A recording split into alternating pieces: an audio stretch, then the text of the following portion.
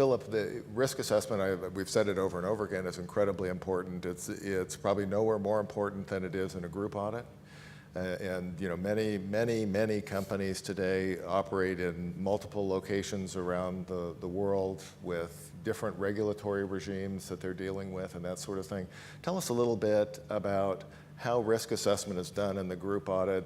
Is it done at the group level, at the component level? How do you disaggregate or reaggregate these risks to make sure that when you get done, that you've done sufficient appropriate audit work to support the opinion? Yeah, and Dave, the interesting part of this is groups are not made the same. You can have a group audit where everything is on the same centralized accounting processes, the same centralized IT operations, the same controls being executed across the world, the same contract negotiation, back office, credit control. And that group audit risk assessment at the center will tell you very much about what the risk assessment looks like at the location. At the other extreme, and these extremes exist, you could have a company that has 450 independent businesses in 450 locations in 65 different countries, each of which has their own accounting function, their own back office, their own contract negotiation, their own customer profile. Now, in that extreme, to understand risk assessment at a group level is going to require the auditor to get into a lot of detail about how do things work at the location level. Clearly, you can't go to 450 locations, so then you get into how do these locations get grouped and managed, what does management do, how can you understand them, do you cluster them, do you look at them based on geographic features, customer features, and get out to understand how those location risks in the second example might aggregate up. Because one argument is 450, each one's too small to matter. The other side of that is it doesn't take too many of the 450 to have a similar problem, and it matters very quickly.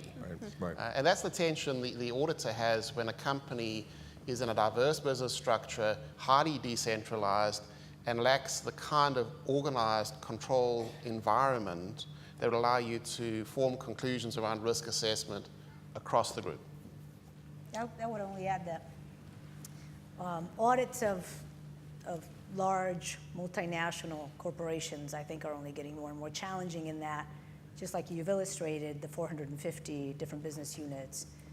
Now they're also moving towards having third parties performing some type, somewhere in the business process, there's a third party, whether that's in payables and payroll, or the complete outsourcing of a back office accounting function, or aggregation of back office accounting. So my experience has been of late that the risk assessment process, because of how companies are now kind of managing what they do, is getting more and more complicated. Which is interesting, and maybe Mark, you can add something here, but the boundary between our audit entity clients and other businesses is smudging away rapidly.